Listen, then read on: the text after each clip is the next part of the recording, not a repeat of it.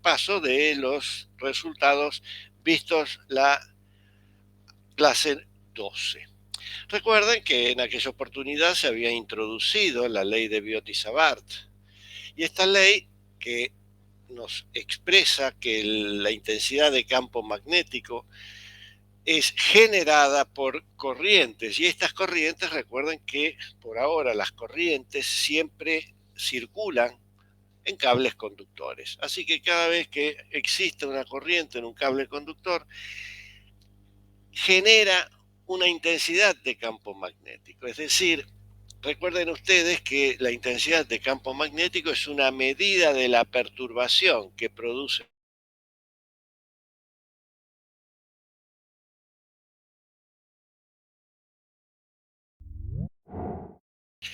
Recuerden además que estas corrientes, por ahora son corrientes directas o corrientes continuas, es decir, la expresión que tenemos ahí es una expresión que depende de las variables espaciales, pero no dependen del tiempo. Y una de las cosas que, además de las otras cosas que introduce la ley de Biot-Savart, es la constante mu sub 0, conocida como la permitividad magnética del vacío, y su valor numérico es 10 a la menos 7 y las unidades en que se mide son newton por amper cuadrado. Recuerden que también aquí, digamos, R, bueno, es el vector posición del punto en donde yo quiero calcular la intensidad de campo magnético, es decir, quiero hallar en ese punto cuál es la perturbación que produce una corriente que circula por un cable. Bueno, y además ahí figura el vector delta X. Recuerde que este vector delta X es un vector que se introduce a los efectos de poder escribir en forma vectorial esta expresión, la expresión de Biot-Savart. Y es un vector nuevo que nosotros lo definimos como que la dirección de este vector está dada por una recta que es tangente al cable. Su sentido tiene el sentido de la corriente, y el módulo de este trozo de material conductor, el módulo de delta X representa la longitud del trozo de material conductor que nosotros estamos estudiando. Recuerden que delta X, esa longitud del trozo de material conductor que yo estoy estudiando, tiene que ser mucho menor que la distancia R que hay entre el cable y el punto P.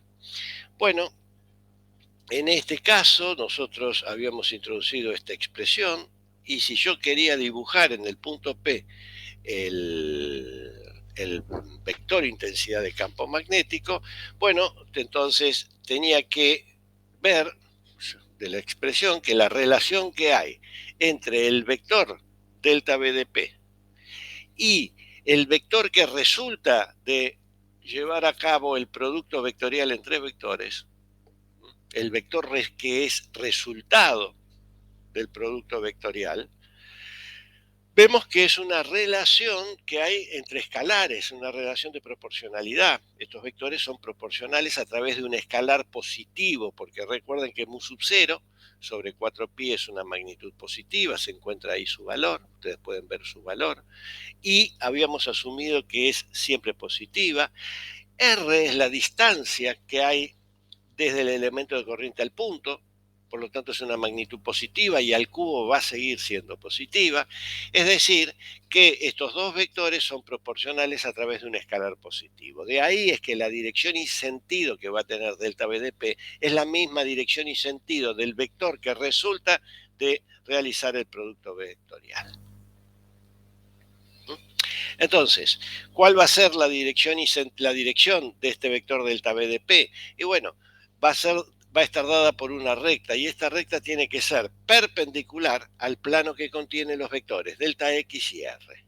Como se ve en la figura, el vector delta X y el vector R están contenidos en el plano XY. Por lo tanto,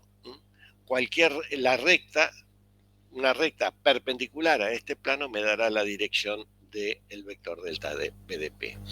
Recuerden que la única recta que es perpendicular al plano XY, que está aquí en la figura, es el eje Z. Entonces ahora, ya que conozco la dirección, vamos a calcular su sentido, es decir, vamos a ver si apunta hacia las Z positivas o hacia las Z negativas. Para ello, uno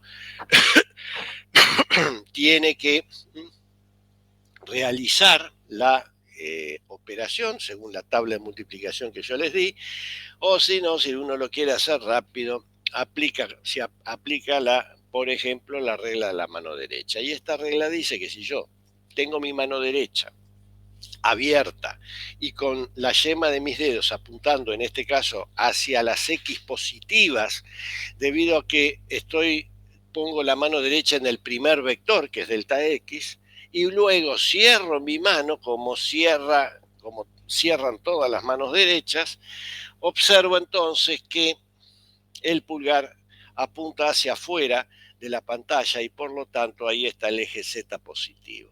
Es decir, que la dirección y sentido de este vector es hacia las Z positivas.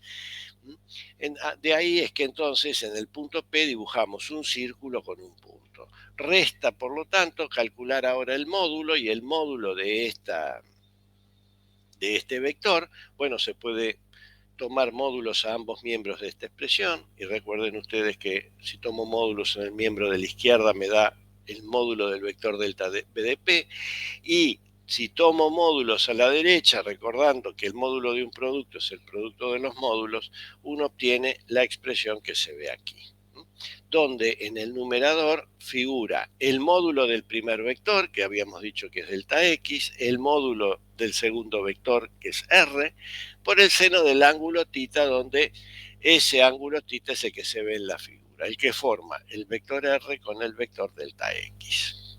Bueno, luego de hacer las simplificaciones que son evidentes, tenemos que este vector va como la inversa del cuadrado de la distancia. Y esto lo habíamos puesto de manifiesto en la clase pasada, diciendo siempre que la naturaleza vectorial de este campo es muy distinta a la del campo eléctrico, puesto que este campo es perpendicular a R. Habíamos hecho aplicaciones de la ley de Biot-Savart. La primera fue el cálculo de la raíz cuadrada de la inversa del producto epsilon 0 mu sub 0, y esto nos dio como resultado la velocidad de la luz en el vacío. Y luego, como aplicación también, se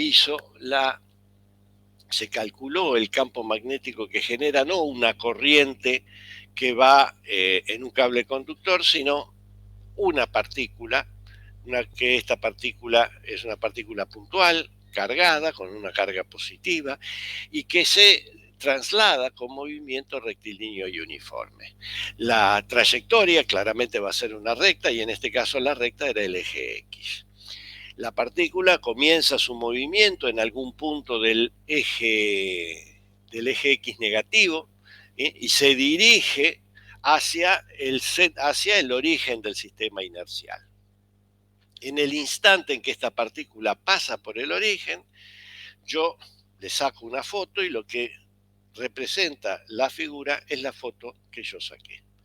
En ese instante, bueno, se ve el vector velocidad instantánea que tiene la partícula. Recuerden que este vector en este caso tiene componente en X, pero como el movimiento era rectilíneo y uniforme, su módulo es constante, y esta constante comparada con la velocidad de la luz es muy pequeña.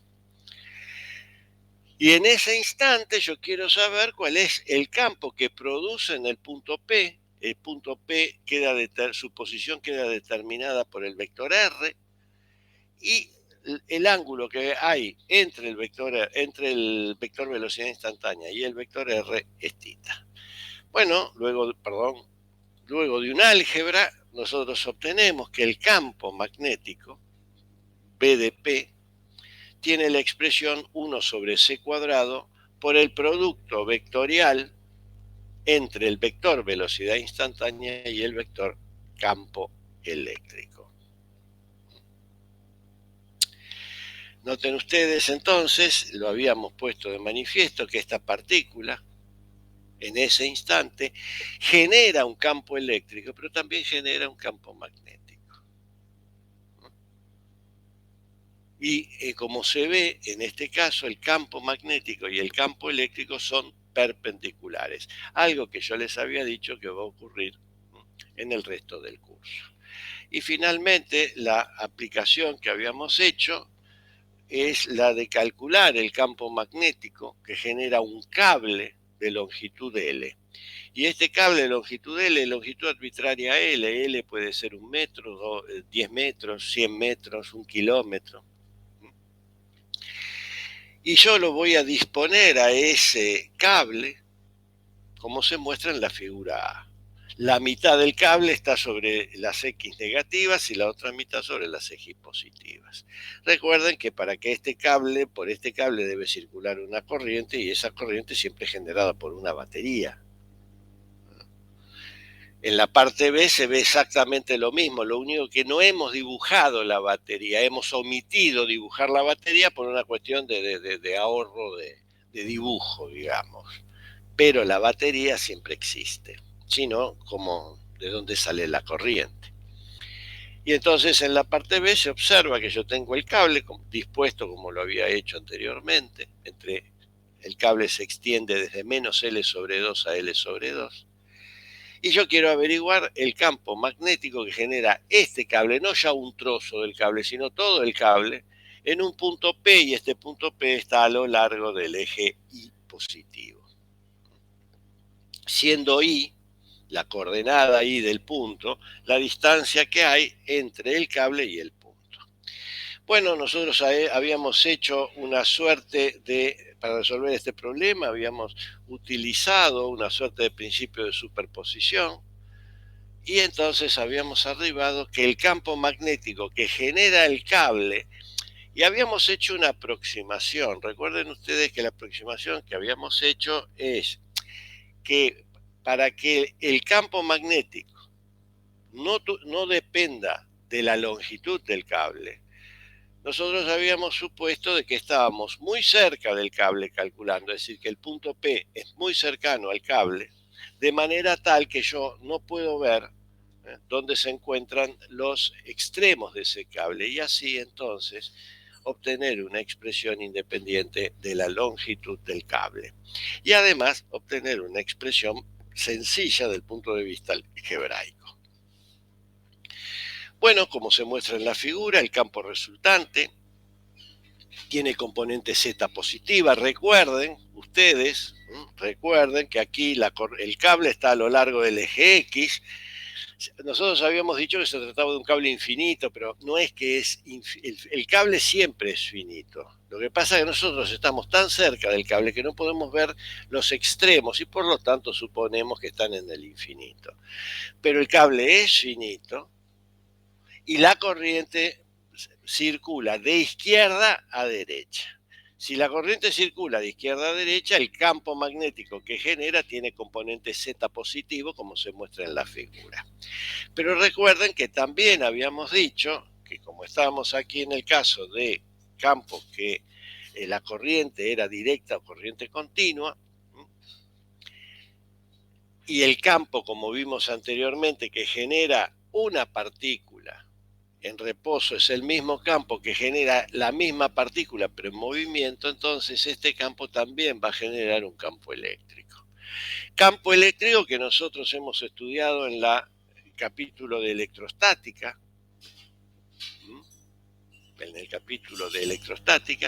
y que tiene la expresión que se ve ahí, 1 sobre 2 pi epsilon 0 de lambda sobre I.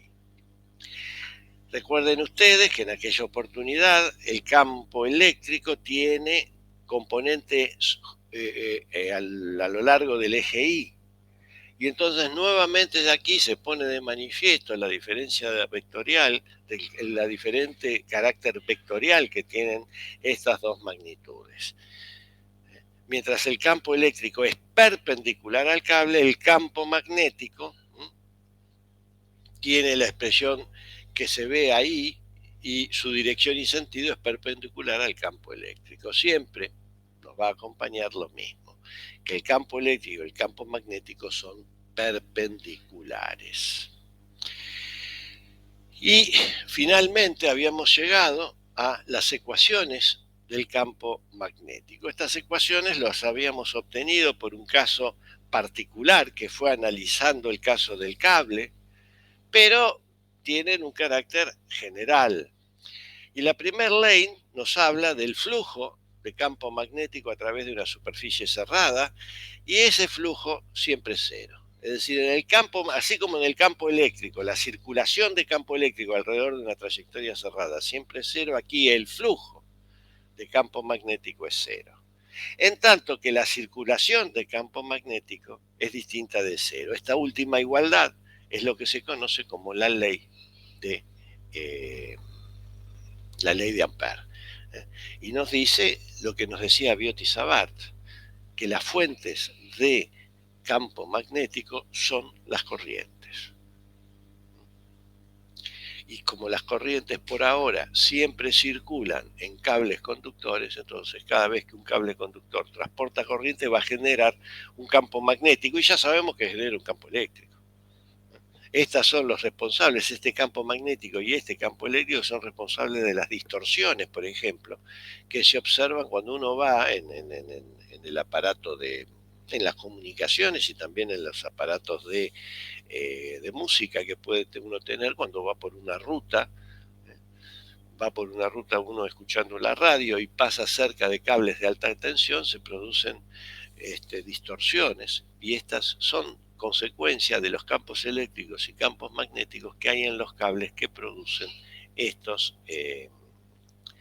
los cables que transportan corriente, y por lo tanto producen campos de esta forma. Nuevamente, estas ecuaciones nos permiten resolver todos los problemas de la magnetostática. Esto quiere decir, y nuevamente, quiere decir que estas ecuaciones, como se ven, dependen solamente de variables espaciales. La magnitud física tiempo está ausente, con lo cual nos están diciendo que estas ecuaciones son ideales para explicar fenómenos estacionarios o fenómenos que no dependan del tiempo. ¿Qué pasará si yo tengo un fenómeno que dependa del tiempo? Bueno, tendré que cambiar, habrá otras ecuaciones, pero estas no me van a dar cuenta, ¿no?, de los nuevos efectos que pueden producir la presencia del tiempo. Además, hay otra cuestión que es importante. Noten ustedes que en estas ecuaciones también está ausente el campo eléctrico.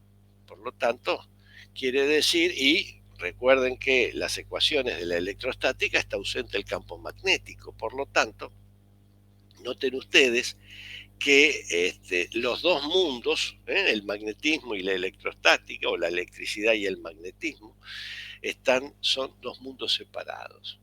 Uno no tiene que ver nada con el otro, ni depende. Es decir, nosotros comenzamos el curso hablando de electrostática y después de magnetostática. Cuando estudiábamos electrostática no hicimos ninguna referencia acerca del campo magnético. Ahora que cuando estudiamos magnetostática, hablamos del campo eléctrico para ver de que también la misma distribución de partículas generaba campo eléctrico, pero yo podría haber omitido eso y podríamos haber hecho todo el capítulo de magnetostática sin hacer referencia sin hacer referencia a la electrostática. Este segundo camino incluso podría haber empezado el curso hablando de magnetostática y luego de electrostática. Este segundo camino no se hace por una cuestión pura y exclusivamente didáctica, pero desde el punto de vista físico no habría ningún problema en comenzar por la magnetostática y luego seguir por la electrostática. Bueno, con esto finalizamos este repaso y vamos a comenzar con la clase del día de hoy. La clase del día de hoy va a constar de cálculo de dos distribuciones de corrientes que son de interés para el estudio futuro. Lo primero que vamos a calcular es el campo que genera una espira. En este caso la espira es circular. circular.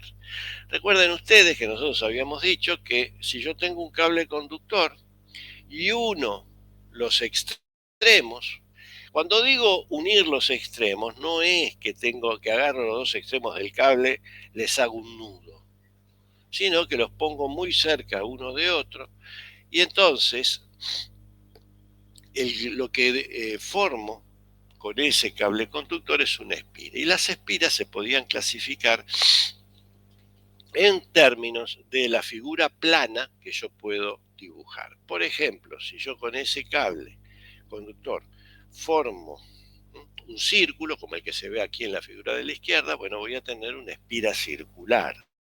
Puedo formar un cuadrado y tendré una espira cuadrada, un rectángulo y tendré una espira rectangular. Una vez que formo la espira con una determinada forma, no la cambio, es decir, la transformo. Esa espira siempre va a ser un cuerpo rígido.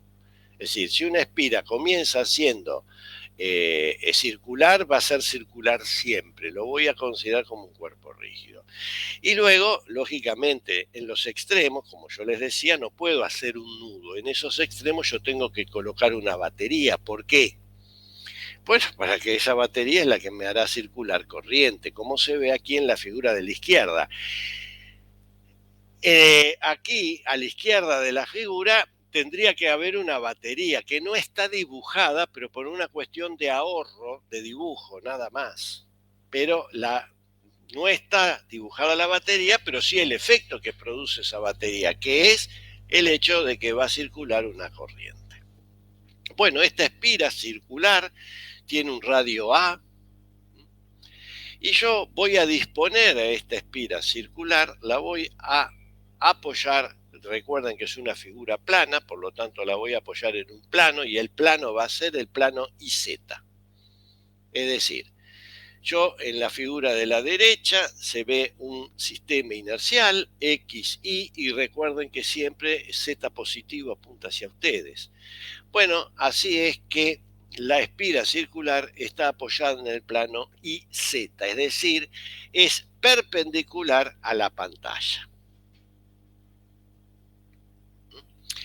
Noten ustedes que aquí he dibujado los radios de la espira, por eso las letras A, y es claro que yo cuando la miro así, perpendicular a la pantalla, lo que observo es que la corriente entra por la parte de abajo y sale por la parte de arriba, ¿no? Es así.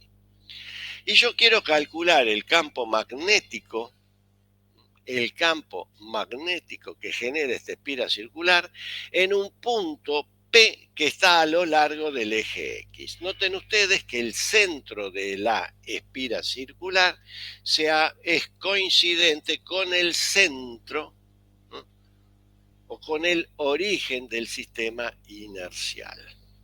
Bueno, ¿cómo voy a resolver este problema? Bueno, este problema lo vamos a resolver de la siguiente manera, de la misma manera que resolvimos el caso del cable. Yo voy a subdividir el cable que forma esta espira circular en M partes. La primera parte en lo que subdivido es delta X1, luego habrá un delta XM, un delta XN que estarán ahí, y finalmente el último trozo en lo que subdivido es delta XM que está acá. Es decir, subdivido la espira en M partes iguales. Es decir, acá agarro la espira con la mano izquierda, con la mano derecha una tijera y es como que la voy cortando. Y acá sí, tengo el cuidado de que todas las partes en que lo corte, el cable que forma la espira, lo hago que sean iguales. Y el segundo cuidado que tengo que tener es que a cada trozo de cable que corte le ponga un número. ¿Por qué? Porque cuando quiera reconstruir la espira lo voy a hacer siguiendo el trozo 1, luego pondré el 2, el 3, el 4, el M, el N y finalmente el último. Es claro, y acá yo les decía, cuando yo sume, yo primero la subdivido a la espira, pero cuando sume todas las partes, estas me tienen que dar la longitud total que tiene la espira. Y la longitud total de la espira es 2pi por A. ¿Por qué? Porque es una longitud es la longitud de la circunferencia que tiene el círculo de radio A. Bueno, noten ustedes un hecho que es importante, que esto tiene que ver con la forma geométrica que tiene esta espira, que es circular. Cada elemento que yo elija, es decir, cada trozo que yo elija de la subdivisión, siempre le va a corresponder un simétrico por el origen.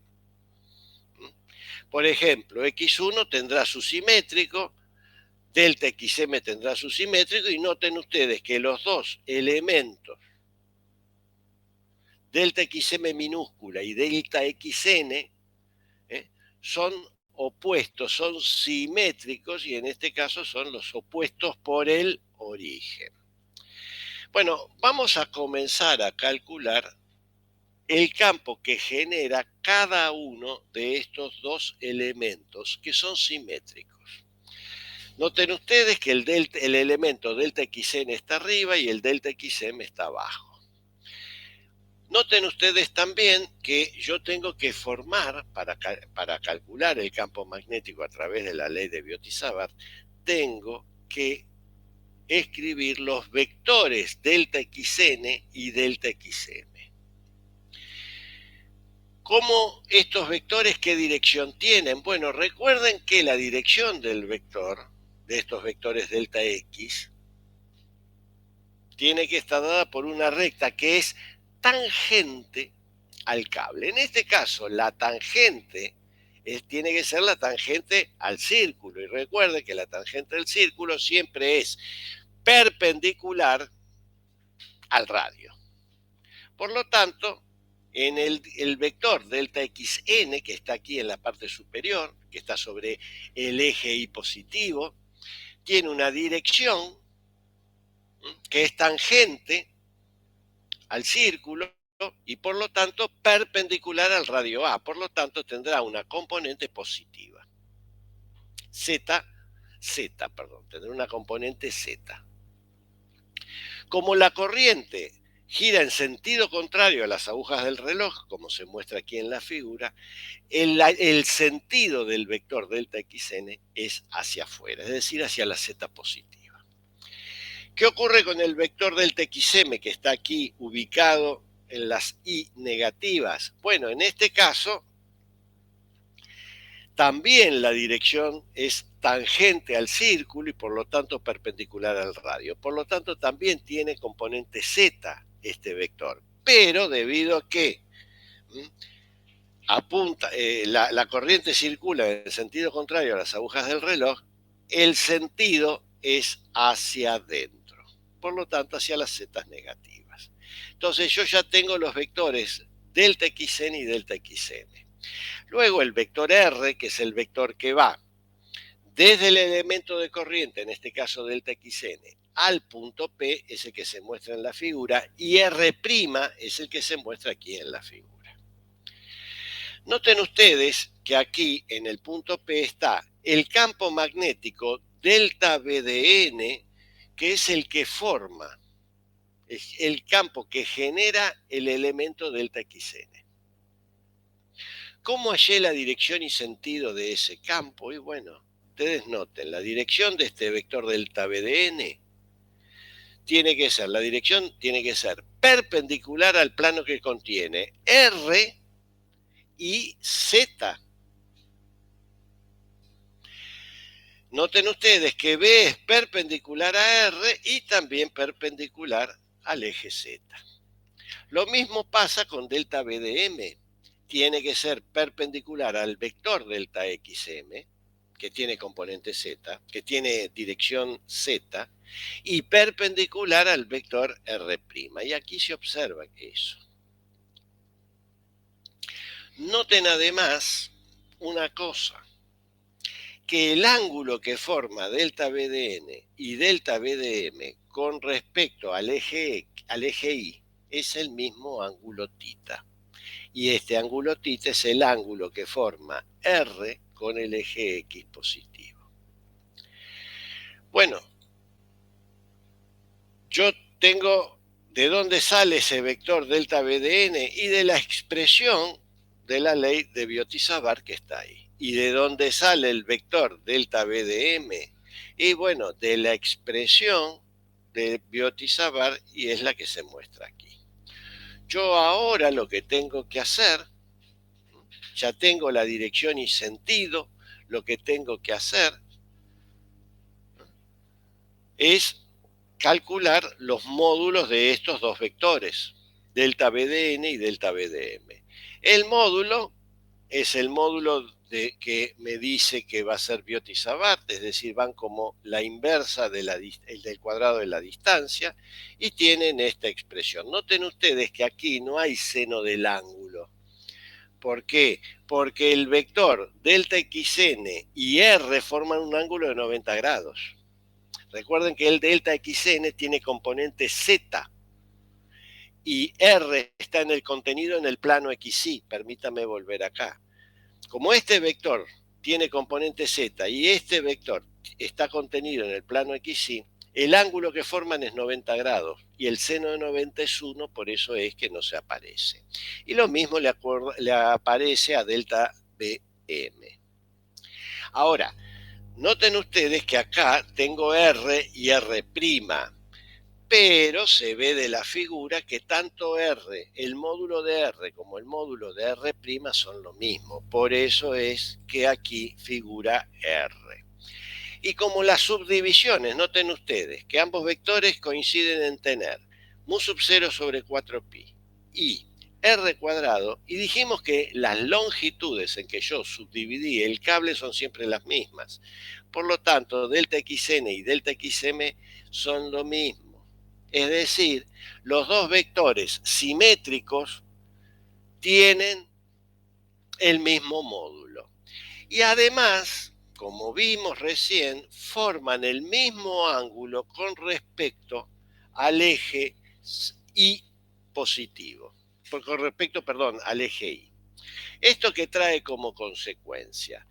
Recuerden que estas situaciones de este tipo, que cuando teníamos que sumar vectores que tenían esta característica, eran de igual módulo y formaban el mismo ángulo con respecto a uno de los ejes, tenían la ventaja que la suma, al momento de hacer la suma vectorial, esta se veía reducida a una sola componente.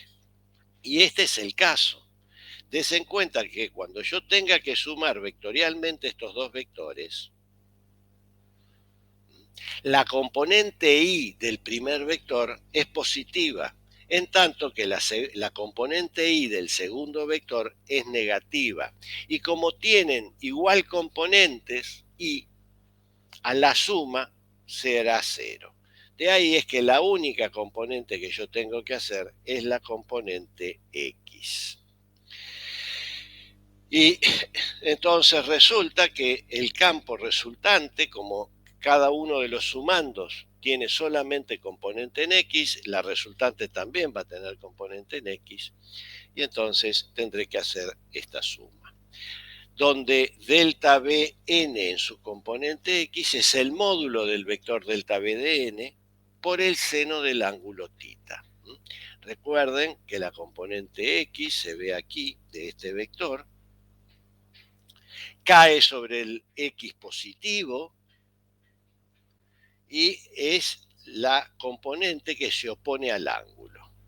Entonces resulta entonces que esta expresión, donde R queda expresado también, R, el módulo de la distancia, o mejor dicho, la distancia que hay entre el elemento y el punto, se puede obtener a través del teorema de Pitágoras aplicado a este triángulo rectángulo, cuyo cateto es A, el radio de la espira, y X, la coordenada, la única coordenada que tiene el punto P, y el seno de θ también se puede calcular en el mismo triángulo rectángulo, como cateto opuesto A dividido la hipotenusa R.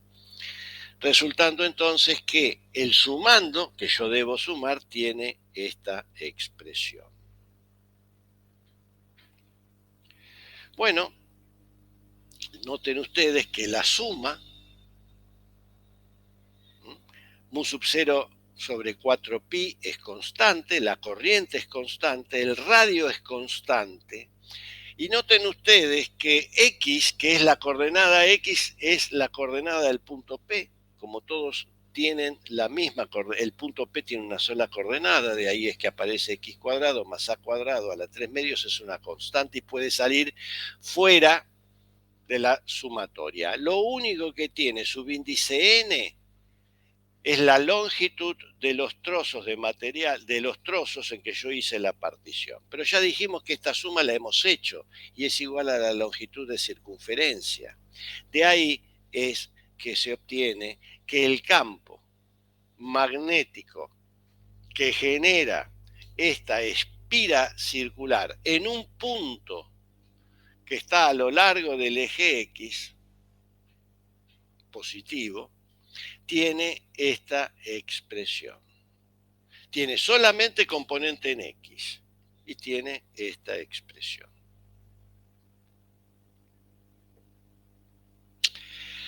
Noten ustedes que en el numerador aparece I, la corriente, y el producto pi por A cuadrado. Recuerden que nosotros habíamos dicho, permítanme volver acá, que se trataba de una espira circular de radio A. La longitud de la circunferencia de este círculo de radio A tiene, su valor es 2πa, pero el área del círculo es pi por A cuadrado. Así resulta que el campo magnético que tenemos acá tiene en el numerador el producto de la corriente por el área del círculo, el área de la espira circular. Nosotros ahora vamos a definir el momento dipolar magnético. Recuerden que nosotros en electrostática habíamos introducido el concepto de momento dipolar eléctrico, que no era otra cosa que dos cargas puntuales separadas por una distancia d. Y en aquella oportunidad el momento dipolar tenía un valor que era el producto de la carga positiva por la distancia. Aquí nosotros vamos a definir también un momento dipolar magnético y lo vamos a designar con la letra M minúscula y lo vamos a representar como el producto de la corriente que hay en la espira por el área de la espira. Y entonces resulta ser que como este es el campo que produce una espira, y a esa espira la vamos a llamar, tiene un momento dipolar, decimos que el campo que acabamos de hallar es el campo que genera un dipolo eléctrico. ¿Dónde genera ese dipolo eléctrico?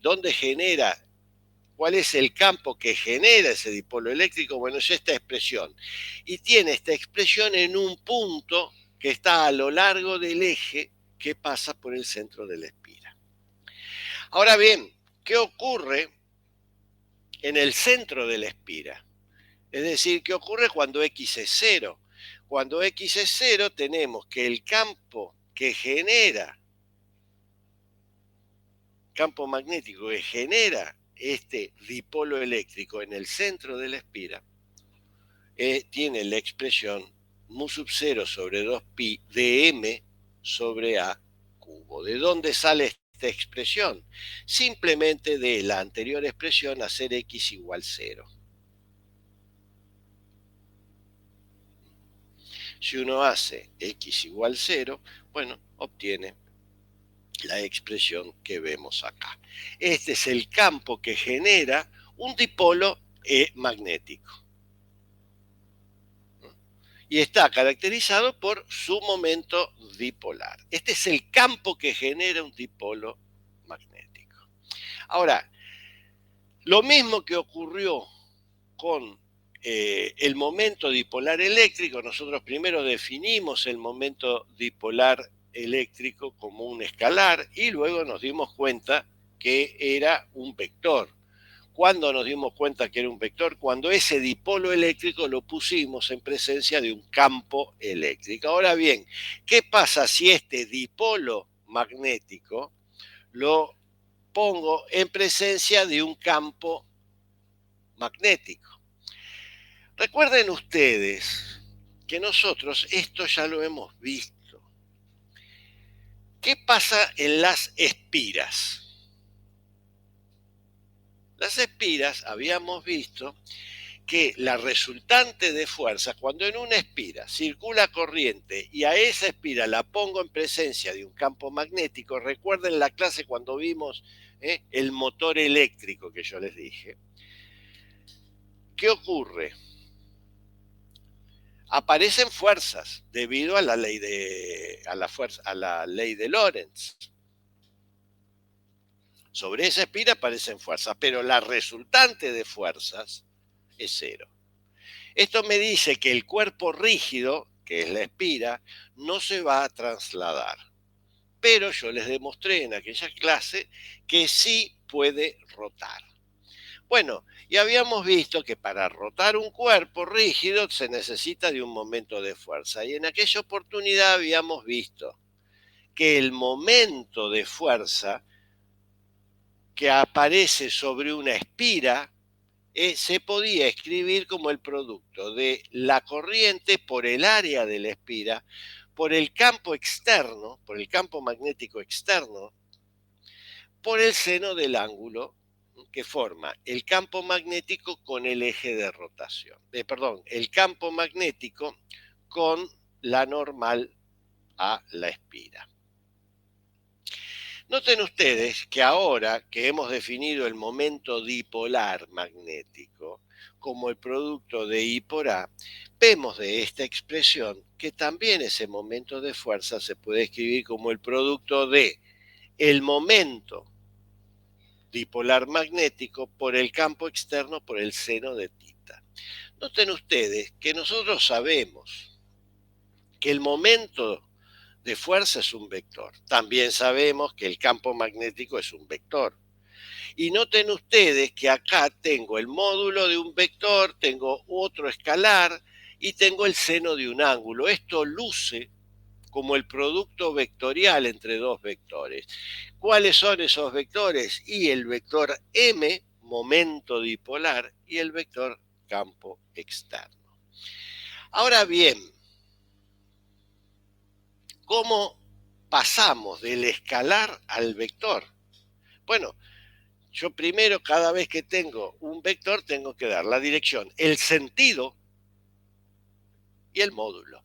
El módulo ya lo he dado del vector momento dipolar magnético. Es el producto de la corriente que circula por la espira por el área de la espira. ¿Cuál va a ser su dirección? Bueno, su dirección vamos a elegir que la dirección del momento dipolar magnético es perpendicular al plano que contiene la espira. Recuerden que la espira, nosotros hasta ahora la hemos tomado plana. Y por lo tanto, la normal a ese plano me va a dar la dirección que va a tener el vector momento dipolar magnético. ¿Y cuál va a ser su sentido? Y bueno, el sentido aquí es el sentido, vamos a volver a la mano derecha, y recuerden que yo les había dicho que todas las manos derechas se cierran en el mismo sentido, que es en el sentido contrario al movimiento de las manecillas del reloj. Bueno, noten ustedes que en esta espira está dibujado los sentidos de la corriente. Es entrante acá arriba y saliente acá abajo. Si yo pongo la yema de mis dedos en el sentido en que la corriente entra, noten ustedes que la corriente, y cierro mi mano derecha, el pulgar me va a indicar el sentido de circulación. En este caso, si yo las yemas la pongo en donde está la corriente, donde entra la corriente, como se ve acá arriba, que entra a la pantalla, y la cierro la mano, el pulgar me indica que M tiene que tener el sentido que se ve en la figura. En general, ¿Mm? Las espiras, nosotros aquí en este curso tratamos el caso de figuras planas, pero recuerden que las espiras ¿eh? pueden tener formas que no estén contenidas en un plano. Digamos, la vida a veces no es sencilla, hay problemas de ese tipo. En esos casos, sí, sí, ¿quién me habla? Bueno, pensé que alguien me estaba preguntando algo. Bueno, en el caso de las superficies alabeadas, el momento dipolar magnético se representa mediante esta integral y en el caso de planos también está representada por esta integral, pero esta integral es muy sencilla de hacer y es igual a I por A por el vector n, siendo n el vector normal a la superficie. Bueno, ahora bien, ¿de dónde sale el momento dipolar magnético? Vamos a hacer un análisis energético. Para hacer el análisis energético tenemos que calcular el trabajo. Recuerden que el trabajo, en este caso, que hace el momento dipolar magnético, en el momento de fuerza, se calcula como la integral entre P sub 0 y P final.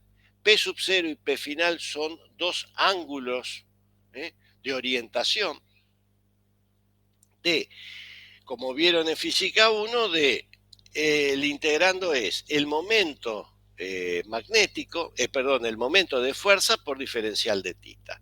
Habíamos visto que el momento de fuerza es m por b externo y nos queda hacer esta integral que es la integral del seno de tita diferencial de tita. Esta integral, bueno, su primitiva es el menos coseno y entonces resulta esto que está acá. Recuerden ustedes, la primitiva de la integral del seno es el menos coseno. Por eso es que cuando aplico la regla de Barrow me queda esto. Tita inicial menos tita final.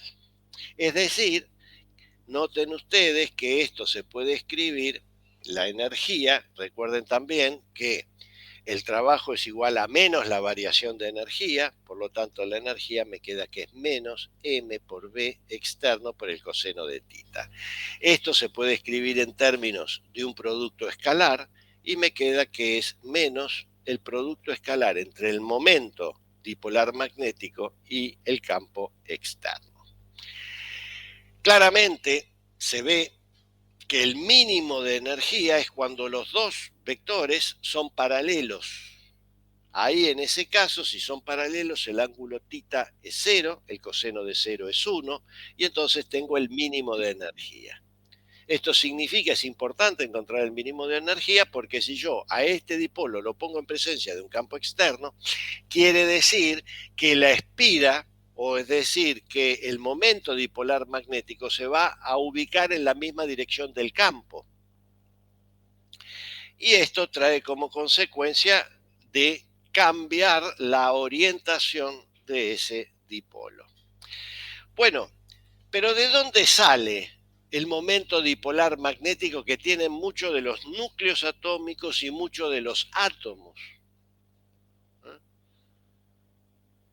Bueno, vamos a ver cuál es la relación que hay entre el momento dipolar magnético y la cantidad de movimiento angular. ¿Por qué estoy buscando esto? Bueno, vamos a ver la relación que hay entre estas dos magnitudes. La historia es así. Según el modelo atómico de Bohr, supongamos que estoy en el caso del átomo de hidrógeno. El átomo de hidrógeno está formado por un núcleo positivo y un electrón extranuclear que gira alrededor en una órbita cerrada. Vamos a ponerlo así. Claramente esa partícula que gira, ese electrón que gira en una órbita cerrada, tiene un momento dipolar magnético. Porque puedo pensar que esa órbita es como un cable que tiene una corriente que está formada por una sola partícula, un electrón. Entonces imaginemos acá que yo tengo la partícula puntual Q y que esa partícula puntual también tiene una masa. Y al estar girando, esa partícula genera un campo magnético, un momento dipolar magnético como el que se muestra en la figura A. Yo dije que el momento dipolar magnético es igual a I por delta de A. ¿Qué es delta de A? El área que barre esa partícula que está girando. Recuerden que la corriente no es otra cosa que la cantidad de carga dividido la unidad de tiempo. Y ese sector circular que se ve aquí en la figura B, esta área que tengo acá, se puede escribir como R por delta tita. Como es un triángulo, puedo escribir R por la base, que es tita por R, dividido 2.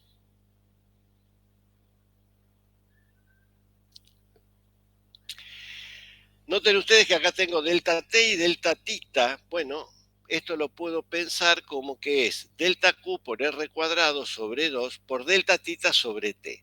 Delta tita sobre t es la velocidad angular.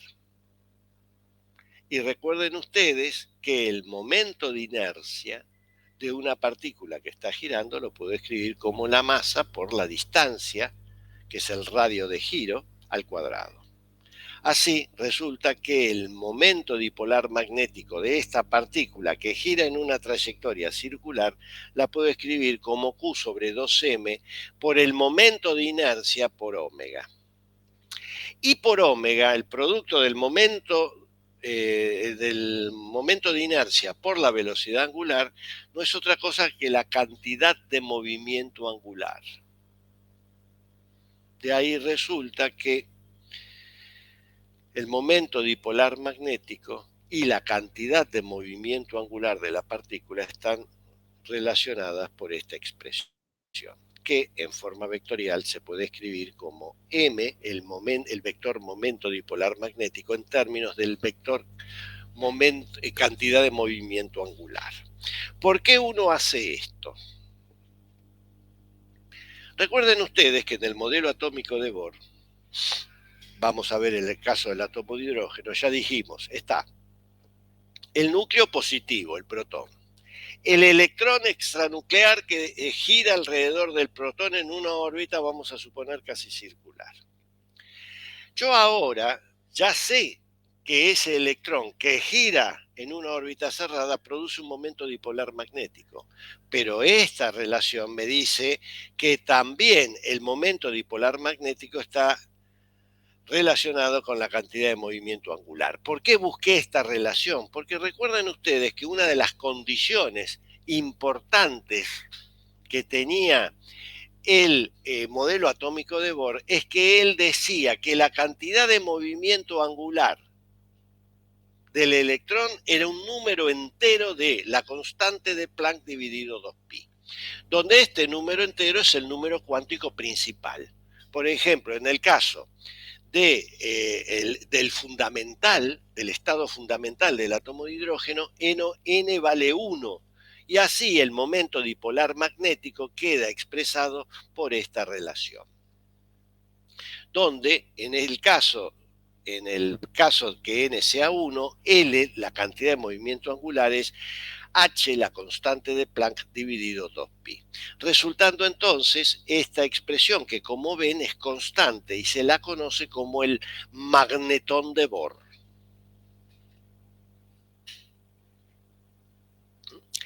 Este magnetón de Bohr es el momento dipolar magnético que tiene un electrón, el átomo de hidrógeno, debido a que tiene un electrón que gira en un movimiento, en una órbita circular, en su estado fundamental. ¿Qué pasa si yo a este hidrógeno, que tiene ahora ya sé un momento dipolar magnético, lo pongo en presencia de un campo magnético externo? ¿Qué va a ocurrir? Este átomo de hidrógeno, esta órbita, se va a empezar a orientar en el sentido del campo. Esto trae como consecuencia que hay un cambio en las líneas espectrales del átomo de hidrógeno. Este cambio es lo que se conoce como el efecto Zeeman. Es un efecto que se produce como consecuencia de poner un átomo en su estado fundamental en presencia de un campo magnético externo. Esto produce un desdoblamiento de las líneas espectrales y es conocido como efecto Zeeman. Bueno, ¿qué ocurre ahora? Dijimos que el átomo tiene un momento dipolar magnético, pero resulta ser que el electrón también tiene un momento, tiene una cantidad de movimiento angular que es conocida como el spin de la partícula. Y la relación que hay entre el momento dipolar magnético que tiene una partícula y el spin, que está representada aquí con S, es la que se muestra. Hay un hecho que es importante. Muchos les van a decir que el spin de una partícula es como que la partícula está rotando. Eso está mal. Eso está mal, no, está muy mal. Porque el spin de una partícula no representa una rotación en el espacio real. Es decir, por ejemplo, en el espacio real, si yo tengo un cuerpo y lo roto, le hago un giro completo, es decir, lo roto en 2π, yo vuelvo al punto de partida. En cambio, el spin representa sí una rotación, pero en otro espacio, no en el espacio que estamos nosotros, porque para volver al punto de partida necesito de 2 vueltas, es decir, de 4π. Por eso es que el spin no tiene un análogo clásico, es un operador pura y exclusivamente cuántico. Por ello es que no tiene un análogo, como ocurre con la energía. Cuando en la energía sí, yo tengo que estar la energía clásica y la energía cuántica. La cantidad de movimiento angular, hay una, como vimos recién, hay una analogía entre la cantidad de movimiento angular en forma clásica y cuántica. En el caso del spin no tengo un análogo. Bueno, esto es lo que quería yo mostrarles, que tiene su importancia. Esto lo van a ver mucho ustedes cuando vean, por ejemplo, resonancia magnética. La resonancia magnética tiene que ver con el efecto que acabamos de mostrar, que es la orientación del momento dipolar magnético frente a un campo magnético externo. Bueno, ya hemos visto lo que produce, el campo que produce una espira. Ahora, ¿qué pasa si yo tengo una sucesión continua de espiras? ¿Cómo puedo hacer esto? Imaginemos lo siguiente, tomen una hoja y con esa hoja formen un cilindro. Un cilindro que va a tener una sección circular, claramente. Bueno, y por otra mano, por otro lado, tomen un cable conductor y empiecen a enrollarlo alrededor de ese cilindro. Cada vez que ustedes den una vuelta, yo me voy a formar una espira circular. Si hago 2 vueltas, voy a tener 2 espiras circulares. Y si sigo haciendo vueltas, voy a tener n espiras circulares. Y vamos a suponer que todas esas espiras me tomo el trabajo de que cada vez que doy una vuelta, la vuelta siguiente la hago muy pegadita a la anterior. Para no decir que hago muy pegadita a la anterior, digo que hago las espiras a paso cerrado. Esto quiere decir que una espira está bien al lado de otra. Bueno, lo que yo me he fabricado con ese cilindro y enrollando un cable conductor alrededor de ese cilindro, no es otra cosa que lo que se llama una bobina o solenoide. ¿Qué es una bobina? Un solenoide es una distribución continua de espiras. Claramente, la bobina o solenoide que yo me he dibujado, que he construido ahí con ese método sencillo, tiene una va a tener una sección, su área va a ser circular. El espacio que hay dentro de esa bobina es lo que se conoce como el núcleo de la bobina. Y claramente, como hay aire, se llaman bobinas de núcleo de aire. Y tiene una sección, en este caso circular, pero yo podría haber hecho una sección cuadrada o de sección rectangular, en fin. Los núcleos pueden tener distintas secciones. Yo lo que quiero calcular ahora es el campo que genera esa bobina. Noten ustedes, en un punto, ¿de dónde lo quiero calcular? Bueno, vamos a ver de dónde vamos a partir. Recuerden ustedes recién que yo calculamos el campo que genera una espira circular en un punto P que está a lo largo del eje X. Noten ustedes que en este caso el eje X, dijimos, es, por cómo dispusimos la espira, el eje X es perpendicular a la sección transversal de la bobina y además el eje X pasa por el centro de la espira. Y el campo magnético que obtuvimos es el que se ve aquí.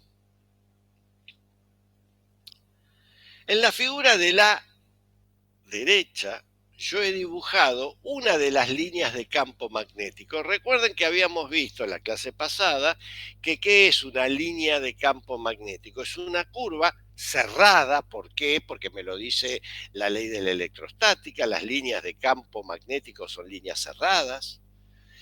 Y en cada punto de esa curva, la tangente, mejor dicho, a cada punto de esa curva, me indica cuál es la dirección del vector campo magnético. Y en este caso, el sentido es el que se ve en la figura.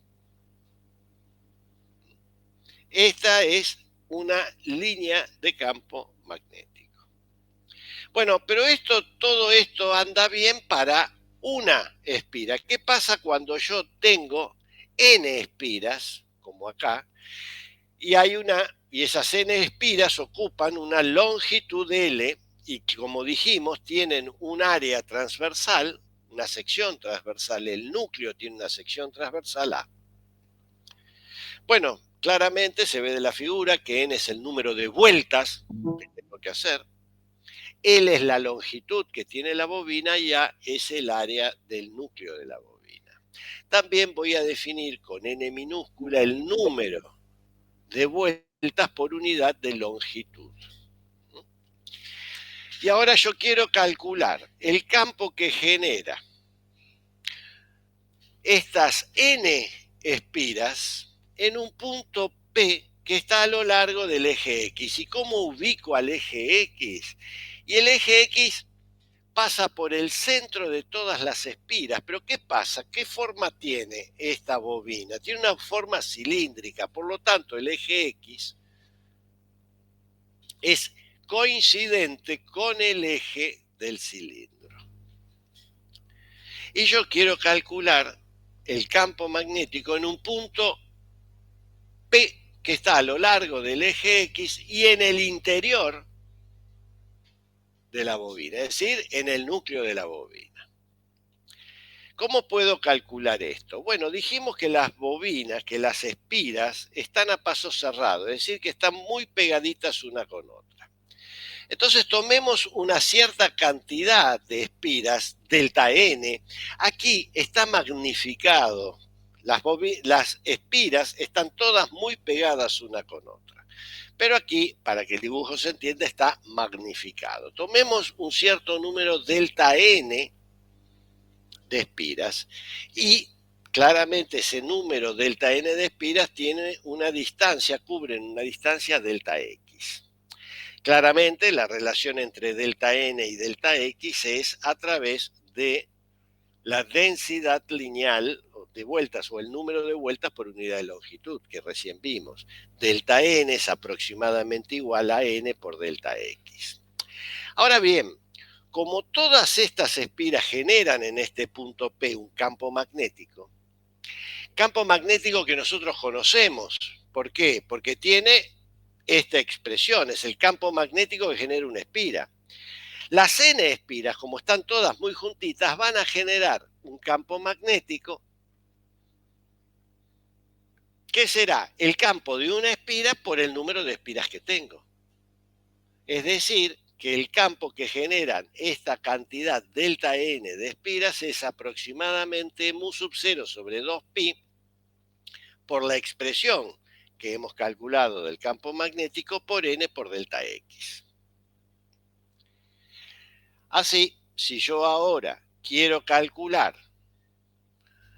el campo que generan todas las espiras, a esa bobina la ubico en un sistema inercial, X, Y, Z positivo apuntando hacia ustedes, y la dispongo de manera que se extienda desde menos L sobre 2 a L sobre 2.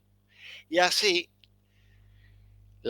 para calcular el campo resultante, tendré que calcular la suma, permítame volver acá, esta suma sobre todas las espiras, pero sumar sobre todas las espiras es como extender esta integral entre menos L sobre 2 y L sobre 2 de la expresión que tengo.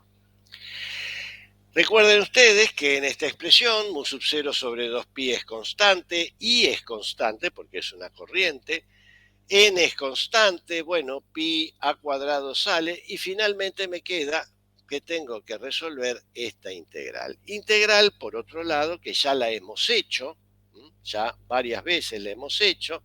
Recuerden que se puede obtener a través de esta sustitución, y finalmente, si uno calcula la integral y toma en cuenta estos ángulos θ 1 y θ 2, encuentra que el resultado es mu sub 0 por n por i sobre 2 por el seno de θ 1 menos el seno de θ 2. En este caso nosotros hemos asumido de que la bobina es finita, es decir, hemos asumido, este es el resultado general que produce, que uno obtiene de esa bobina. ¿Qué pasa si yo considero el caso en donde el diámetro de la bobina comparado con la longitud de la bobina es muy pequeño? En esos casos prácticamente el ángulo θ se transforman en pi sobre 2 y menos pi sobre 2, y entonces queda que el campo en el interior de la bobina es mu sub 0 por n por i. Noten ustedes que este es el campo en el interior de la bobina. Y acá lo que he dibujado yo son las líneas de campo magnético, que recuerden son líneas cerradas.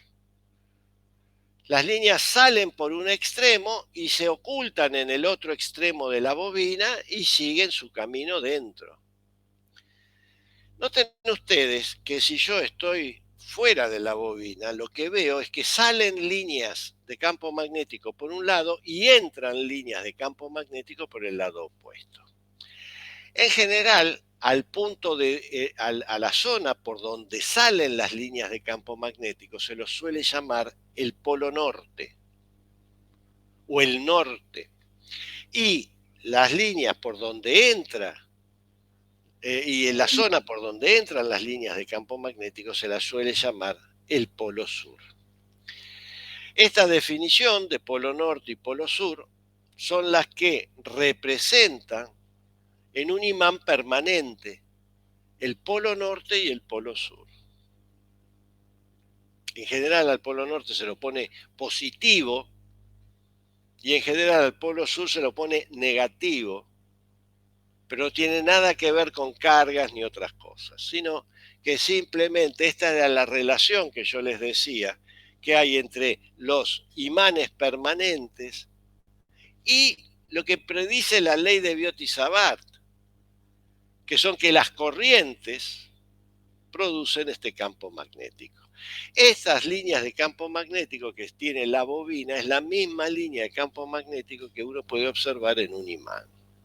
Y si a esta bobina yo la pongo en presencia de un campo magnético externo, esta bobina también tiene un momento dipolar magnético que se va a orientar en la dirección del campo. Este es el efecto que se produce en las brújulas. Cuando uno dice que la brújula se ubica siempre hacia el norte, es que se está orientando ese, ese imán permanente en la dirección del campo magnético externo que genera la Tierra.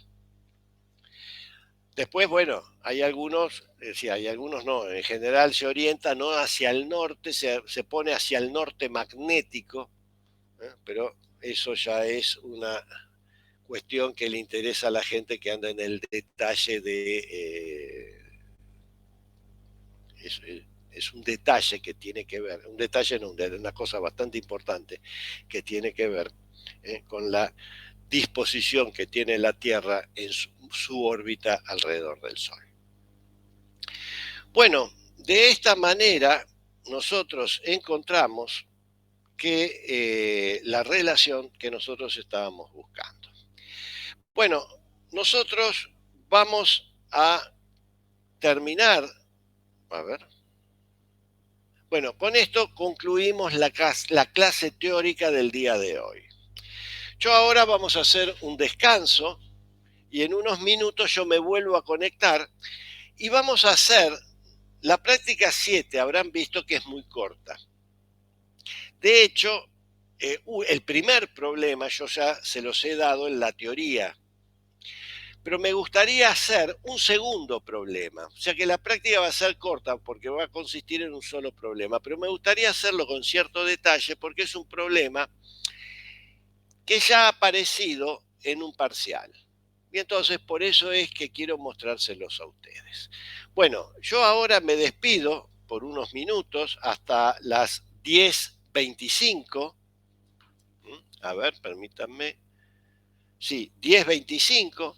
Yo me vuelvo a conectar y comenzamos con el práctico del día de hoy. Hasta luego, alumnos.